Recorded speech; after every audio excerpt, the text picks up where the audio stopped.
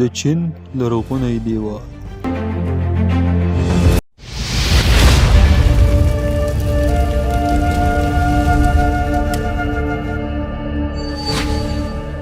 د تاریخ په اوږدو کې د نړۍ په هر ګوټ کې د وخت حکمرانانو ځینې داسې کړنې ترسره کړې چې تر دا نیم تاریخه پورې د نړۍ انسانان او ساینس ورته ګوته په غاښ پاتې دي. د دوی ډېرې کړنې د انسانیت په ګټه او ډېرې کړنې بیا د انسانیت په ضرر ثابتې شوې. ځینې کړنې د تاریخ په کتابونو کې ستایل شوې او ځینې کړنې بیا تر سوال لاندې راغلي. موږ نن هڅه کوو چې یو داسې تاریخ ته وګرځو او په دې هکله خبرې وکړو چې ساینس یې هم تر دا نن تاریخه پورې په تشویش کې اچولی. د نن څخه سلګونه کلونه مخکې یعنی په کال 1352 کې هغه وخت کله چې د چین ولس د منګولیانو د بریدونو څخه تر پوزه راغلی او زرګونه کسان یې په دغه جګړو کې د لاسه ورکړي وو. منګولیانو به د دوی په کلو او ښارونو بریدونه ترسره کول او په زرګونه ځاني او مالی زیانونه به ور اړول.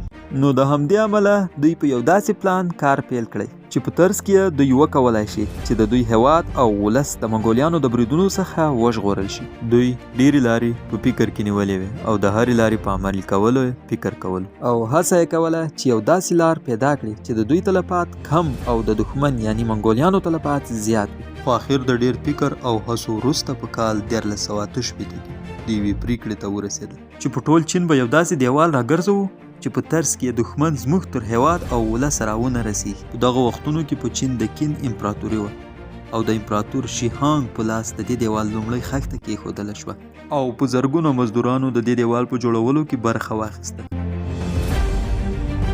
د کین سلطنت ساختماني په کال 1388 کې د چین د شاهي کورنۍ په مشرۍ د یو متحد چین لومړي امپراتور شي هانګ امر وکړ چې د دولتونو په منځ پخوانۍ کلابندي د منځه یوړل شي او د شمالي پولو په اوږدو کې په یو شمېر شته ولایتونو باندې یو ستر دیوال جوړ کړل شي. مقصد یې دا دیوال جوړول او خپل هېواد د منګولیانو د بریدونو څخه ژغورل و. د دیوال اوږدوالی 10,000 لی وټاکل شو او 1 لی د 1 میل درېیمه برخه ده. د شي هانګ 10,000 لی اوږد دیوال جوړول یو له خورا هوښیار ودانیزو پروژو څخه و چې د کوم تمدن لخوا ترسره شو. مشهور چینایي جنرال مینګ نیهان په پیل کې د پروژې لارښوونه وکړه او ویل کېږي چې د کارګرانو په توګه د سرتیرو مجرمینو او عامو خلکو پوځ یې د دیوال په جوړولو کې کارولی. دا دیوال اکثره د خاورې او ډبرو څخه جوړ شوی. د چین د سمندري بندر شان هایګون څخه د رګاینسو ولایت په لویدیځ کې 3000 کیلومتره غځېدلی. دا دیوال تر نن تاریخه پورې چا پوره نه دی کتلی.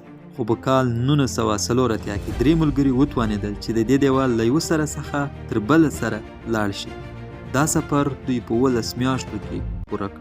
دا دیوال د غرونو په سرونو کې هم پروت دی او د ځنګلونو په منځ کې هم. د دې دیوال په ځینو برخو کې غټ غټ ټاورونه یعنی برجونه دي. په ځینو ستراتیژیکو سیمو کې د دیوال برخې د اعظمي امنیت لپاره پوښول شوې. آیا خبر یاست کله چې امپراتور شي هانګ د دیوال د جوړولو امر وکړ نو د دیوال په جوړولو کې د هغه بندیانو څخه استفاده وکړه کوم چې د بیلو بیلو جرمونو په طرز کې بندیان ول او د دې دیوال په جوړولو کې 4 لکه مزدوران مړه شول کوم چې په همدې دیوال کې ښخ کړل.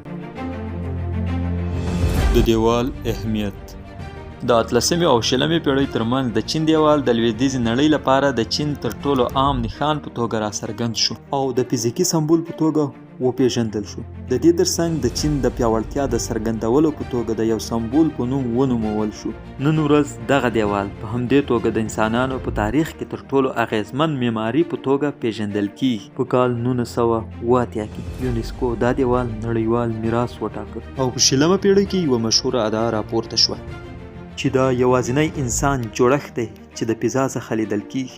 هره ورځ زرګونه کسان د دې دیوال لیدو ته راځي او دا دیوال د چینایانو په هڅو او خواریو دلالت کوي. دغه دیوال تل چینایانو ته ګټه رسولې. هغه ګټه پخوا د دښمن څخه د ژغورلو په شکل کې و او نن سبا د سیالیانو په راتګ سره د هیواد د شتمنۍ د زیاتېدو په شکل کې. دا دیوال نن ورځ هم د انسانانو پام ځان ته جلبوي او څېړونکي وایي که چیرې دا دیوال همداسې وژغورل شي نو راتلونکي زرګونه کلونه به هم د انسانانو د توجه مرکز وي.